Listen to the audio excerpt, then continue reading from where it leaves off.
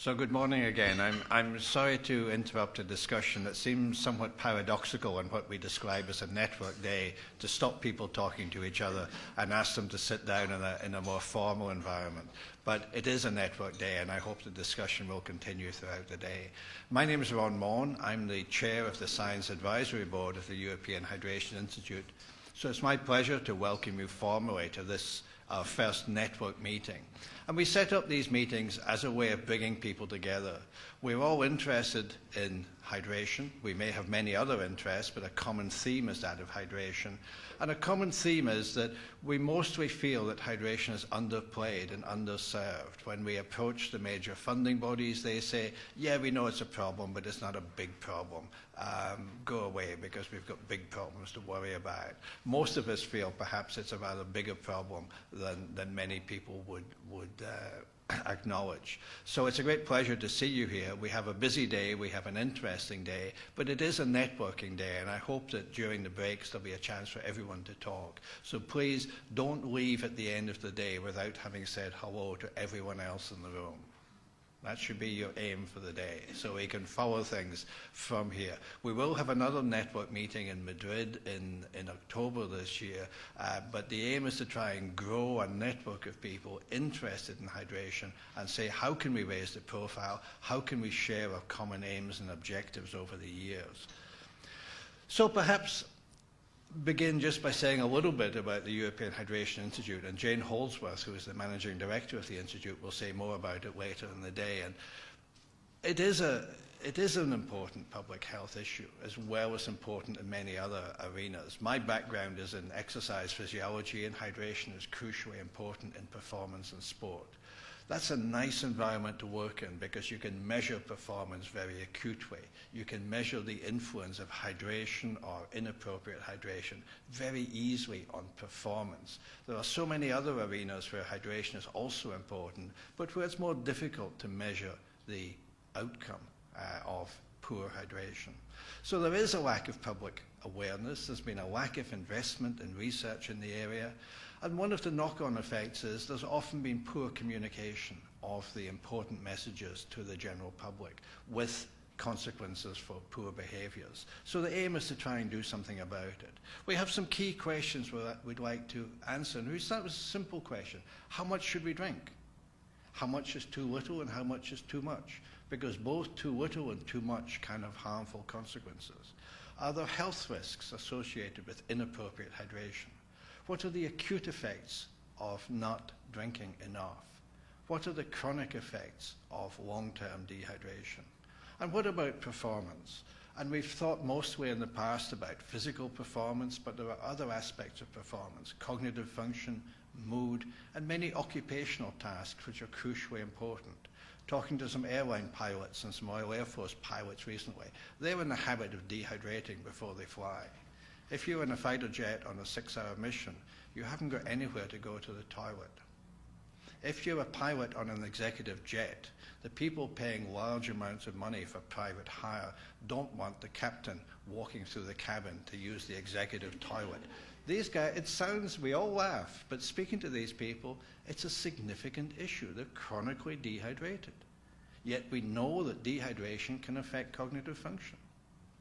So when we see people making mistakes on the flight deck, we have to wonder whether some of those mistakes are a consequence. So it's not just performance in the sporting arena. There's a whole raft of performance issues we have to consider. And then we have to say, well, what about specific groups? Most of us are in a situation where we can comfortably maintain our hydration. But what about vulnerable groups, children and the elderly? And I'll touch briefly on that in just a minute. So if I start with a simple question, how much should I drink? How am I going to answer that? Well, today, of course, I asked Google, how much should I drink? And the top listed website is WaterAid UK. So I click on the top listed website, and it says, drink more water. Doesn't ask me any questions before it gives me that advice. Doesn't say, are you already drinking lots? Are you young? Are you healthy? Are you elderly? Are you sick? Have you got renal problems? It just says drink more water. So I don't bother with the small print. I drink more water. But then on the way to this meeting, I pick up the Daily Telegraph, and it says, "Are you drinking too much water?" And it tells me people going to the gyms are drinking too much water and risking all sorts of serious consequences. So I'm confused. What should I do? How much should I drink? I don't know. So I go to EFSA. And EFSA, of course, has recently published some opinions on dietary reference values for water. And they tell me as an adult male, 2.5 litres a day is an adequate intake. So that's fine, 2.5 litres. That seems like a lot of water to drink in a day, doesn't it? Do I drink that amount? Well, I'll probably have a couple of cups of coffee and I'll have... No, I don't drink. But that's what I should be drinking, it tells me. But then I went last week to the States, so I better see what I should drink when I fly across the Atlantic, because it might not be the same. And indeed, it's not the same. So when I get on the plane, an adequate intake is 2.5 litres a day, but when I get off the plane, an adequate intake is 3.7 litres a day. Now, two expert bodies, the European Food Standards Agency and the Institute of Medicine in the US, yet one says 2.5 litres, which already seems a lot, and the other says 3.7 litres. But interestingly, it doesn't say, am I going to Denver in the summer, which I was, or am I going to Alaska in the winter? 3.7 litres, regardless.